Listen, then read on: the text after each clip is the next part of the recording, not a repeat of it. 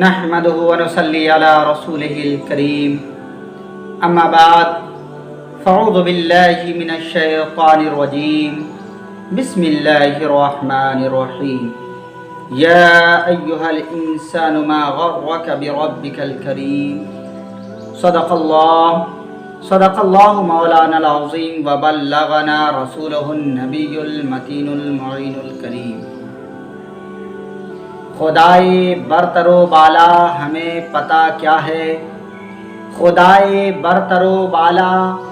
ہمیں پتہ کیا ہے، تیرے حبیب مکرم کا مرتبہ کیا ہے۔ خدائے برتر و بالا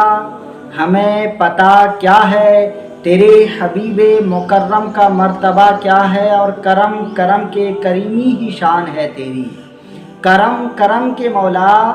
کرم کرم کے کریمی ہی شان ہے تیری۔ تیری عطا کے مقابل میری خطا کیا ہے،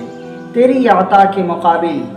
میری خطا کیا ہے، اور وہ میری جان سے زیادہ قریب ہے مجھ سے، وہ میری جان سے زیادہ قریب ہے مجھ سے۔ میں ڈھونڈتا ہوں انہیں یہ مجھے ہوا کیا ہے، میں ڈھونڈتا ہوں انہیں یہ مجھے ہوا کیا ہے۔ وصلی اللہ تعالی علی خیر خلقہ ونور عرشہ محمد وعلی آلہ واصحابہ اجمعین۔ میرے دوستو، آئیے بعد حمد و صلوات ابھی میں نے جس آیت مبارکہ کی تلاوت کا شرف حاصل کیا اس سے متعلق کچھ باتیں سماعت کریں اور اپنے اندر اپنی اصلاح کرنے کی کوشش کریں، اپنے اندر تبدیلی لانے کی کوشش کریں کہ رب کریم نے ہمیں توجہ دلاتے ہوئے قرآن پاک میں ارشاد فرمایا، یا ایھا الانسان، اے انسان۔ اب میرے دوستو، لفظ انسان آیا تو میں بہتر سمجھتا ہوں کہ یہاں پر ایک بات بتاتا چلوں کہ میرے دوستو، انسان بنا ہے انس سے، اور انس کے مطلب ہوتا ہے لگاؤ، انسیت۔ اور سمجھ میں آ گئی بات کہ اگر ہمارے اندر اتفاق و اتحاد ہے، انسیت ہے، لگاؤ ہے، بھائی چارگی ہے، تو سمجھ لیجئے ہمارے اندر انسانوں والی صفت باقی ہے۔ ور نہیں تو اگر نا اتفاقی ہے، ظلم و تشدد ہے، بربریت ہے، کمزوروں پہ ظلم کرنا ہے، تو سمجھ لیجئے یہ جانوروں والی صفت ہمارے اندر موجود ہے۔ تو ہمیں چاہیے کہ سب سے پہلے ہم اپنے نام سے اصلاح لے کر اپنے آپ کو صحیح انسان بنانے کی کوشش کریں۔ اس کے بعد میرے دوستو، ہم انسانوں کو مخاطب کرتے ہوئے رب قدیر نے ارشاد فرمایا،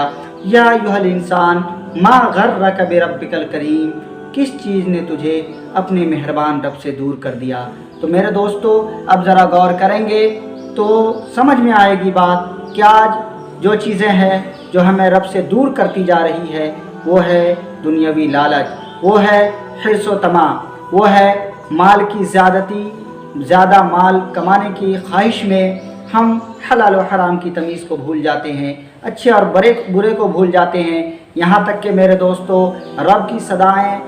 یعنی مؤذن 5 دفعہ ہمیں پکار کر رب کی بارگاہ میں بلاتا ہے، لیکن پھر بھی ہم قریب نہیں آتے اور دور ہوتے چلے جا رہے ہیں۔ اور یہی وجہ ہے میرے دوستو کہ ہم جتنا رب کی بارگاہ سے دور ہو رہے ہیں اتنے ہی بے چین اور بے قرار ہو رہے ہیں۔ تو ہمیں چاہیے کہ رب قدیر ہمیں پکار کر کہہ رہا ہے، اے انسان، کس چیز نے تجھے مہربان رب سے دور کر دیا، دھوکے میں ڈال دیا۔ تو میرے دوستو، ہمیں چاہیے کہ اپنے مہربان رب کی بارگاہ سے لو لگائیں۔ وہ رب مہربان جو 70 ماہوں سے زیادہ مہربان ہے، وہ مہربان رب کہ ہم ہر حال میں نافرمانی کرتے ہیں پھر بھی وہ ہمیں رزق پہنچاتا ہے، ہر ضروریات کی چیزیں ہمارے لیے پیدا کی ہے، کہ جسے شاعر نے کہا تھا کہ یہ دنیا جہاں بزم آرائیاں، یہ محفل، یہ میلے، یہ تنہائیاں، فلک کا تجھے سامیانہ دیا،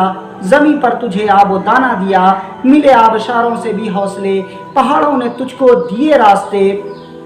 پھر رب قدیر نے کہا کہ غرض کے سبھی کچھ ہے تیرے لیے، بتا کیا کیا تو نے میرے لیے۔ تو میرے دوستو، اب ذرا غور کریں کہ ہم کتنے اوقات ہیں جو رب کے لیے وقف کرتے ہیں، رب کے نام پہ گزارتے ہیں، رب کی یاد میں گزارتے ہیں، ذکر و اذکار میں گزارتے ہیں، بلکہ میرے دوستو آج تو یہ حالت ہے کہ بسا اوقات ایسے بھی انسان نظر آئیں گے جسے دن بھر میں ایک دفعہ بھی موقع یہ نہیں ملتا کہ وہ رب کا نام لے سکے، شکر ادا کر سکیں۔ ہمیں چاہیے میرے دوستو کہ صحیح رب کے فرما بردار بندے بنیں، ور نہیں تو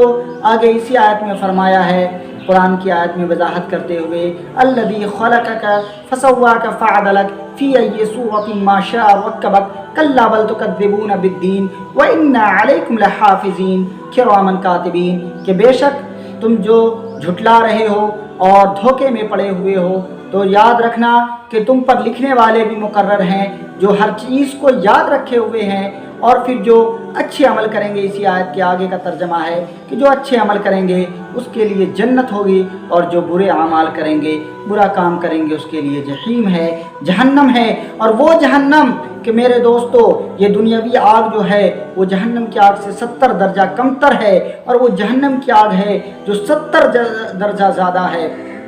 تو اب یہ عالم ہے کہ اگر دنیاوی آگ کی ایک ہلکی سی چنگاری لگ جائے تو ہم برداشت نہیں کر سکتے، تو جہنم میں اگر سراپا ڈال دیا جائے گا تو بتاؤ کیا حالت ہوگی۔ اس لیے یہ دنیا دھوکہ ہے میرے دوستو، اس کے پیچھے نہ پڑیں کہ اگرچہ ظاہر میں صورت گل ہے پر حقیقت میں خار ہے دنیا،